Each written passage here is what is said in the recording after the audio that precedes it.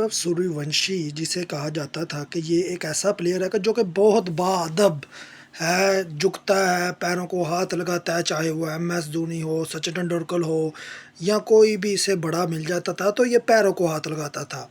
इससे पहले भी ये पाकिस्तान बॉलर अली रज़ा से भी बदतमीज़ी कर चुका है और आज श्रीलंका से सुपर ओवर हारने के गुस्से से बेचारे ने बल्ला उठाने की कोशिश की है, लेकिन उसके बाद उनके अपने जो काफ़ी स्पोर्ट्स हैं उन्होंने कहा कि ये तरीका गलत है कि पहले कैप्टन अंपायर के साथ लड़ता रहा, फिर वैभव सूर्यवंशी लड़ता रहा। अब मसला कहाँ पे आ रहा है कि ये ट्राई नेशन सीरीज़ चल रही है इनकी कुछ 3 टीमों की, जिसमें अफ़गानिस्तान है, इंडिया है, श्रीलंका। आप हैरान रह जाएंगे कि इंडिया के सो कॉल्ड वैभव सूर्यवंशी ने कुछ नहीं किया इन 3 ओडीआईज़ में। पहले मैच में श्रीलंका के खिलाफ खेला, 12 में 14 मारा, फिर अफगानिस्तान के खिलाफ 22 में 44 मारा, फिर श्रीलंका के खिलाफ 14 में 21 मारा और फिर आखिर में सुपर ओवर चेज़ करने में नाकाम रह गया। ये बंदा 17 रन नहीं बना पाया और वैसे इसकी बातें आईपीएल में चलती थी जी, खड़ा एक हाथ से छक्के मार देता है। ये बहुत बाअदब बंदा है, काहे का बाअदब, जो कि दूसरे प्लेयर्स को कुछ समझ नहीं रहा। और सबसे बड़ी बात, इसकी परफॉर्मेंस बिल्कुल हगने वाली है। आपको कहा था कि इंडिया के प्लेयर्स इतने बड़े प्लेयर्स नहीं हैं, जब तक बीसीसीआई इनके साथ ना हो ये नहीं जीत सकते। देख ले, उन्होंने जिस तरह से सूर्य कुमार यादव से रिज़ाइन लिया, क्यों लिया? इस वजह से लिया कि भाई उन्हें प्लेयर से फ़र्क ही नहीं पड़ता। उन्हें प्लेयर से फ़र्क ही नहीं पड़ता, चाहे वो विराट कोहली हो, रोहित शर्मा हो, एमएस धोनी हो, तेंदुलकर हो।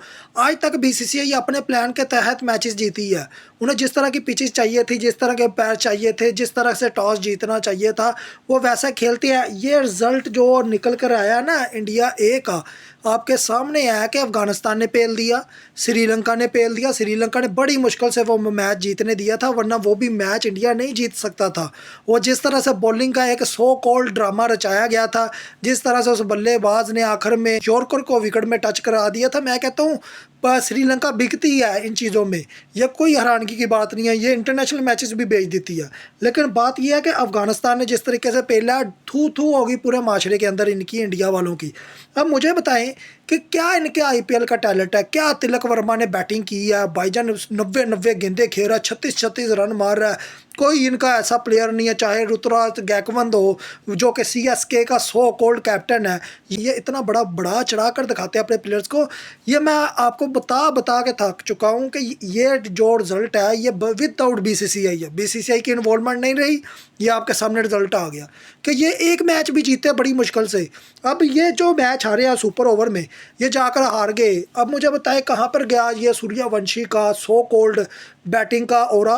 कहाँ पे है इसकी बैटिंग? और फ्लैट पिचेस के प्लेयर है, तिलक वर्मा को फ्लैट पिचेस पे खिला लें, अगर ऋतुराज गायकवाड को खिला लें, आप सूर्यवंशी को खिला लें, आप इनकी बॉलिंग को देख लें। बॉलिंग भी इनकी so called third class bowling है, ये मैं आपको लिख कर देने को तैयार हूँ। बुमराह को आप लगाते हो, जिस तरह एबी डिविलियर्स से पूछा गया जी बुमराह या वसीम अकरम दोनों में से अच्छा बॉलर कौन है, आप खुद तो साफ लगाएं कि वसीम अकरम हर पिचेस में अच्छी बॉलिंग कराता रहा, चाहे वो फ्लैट है, चाहे वो मूवमेंट है, चाहे उसमें स्विंग है या नहीं है, उसका अच्छा बॉल चलता था। लेकिन जसप्रीत बुमराह का तो आईपीएल में सबने मंजी ठोकी है, इस तरह से उसको पेल के मारा है। आखिर में सिर्फ इतना कहूँगा, वैभव सूर्यवंशी हो या जितने भी इनके प्लेयर्स हो, वो कभी भी पाकिस्तान के खिलाफ इतनी अच्छी परफॉर्मेंस नहीं दे पाते।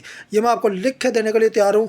अब सबसे बड़ी बात ये है कि आप ये देख लें सूर्य कुमार यादव की पाकिस्तान के खिलाफ कितनी परफॉर्मेंसेस थी, आप तिलक वर्मा को देख लें, आप ये देख लें कि ये मैचेस किस तरह से आईसीसी टूर्नामेंट में जीतते हैं। यही मैं आपको समझाने की कोशिश करता हूँ। ये जो आईसीसी के टूर्नामेंट्स हैं ना, ये बीसीसीआई से मिलकर बगैर ये इंडियन प्लेयर्स कभी नहीं जीत सकते। ये चाहे विराट कोहली को शामिल ना करें, जो इनका गेम प्लान है, जैसे कि अंपायर्स हो गया, जैसे कि पिचेस होगी, पिच क्यूरेटर हो गया, फिर टॉस का जो फड्डा चलता है, फिर मैच रेफरियों को जो जिस तरह से चेंज करते हैं, जिस तरह से आखिर में रिजल्ट को चेंज करते हैं, थर्ड अंपायर को अपने हाथ में रखते हैं, तो मुझे बताइए इनको क्या प्लेयर्स की ज़रूरत है? फिर क्या फ़र्क पड़ता है Vaibhav Suryavanshi so called performance दे या ना दे? आगे आप खुद समझदार।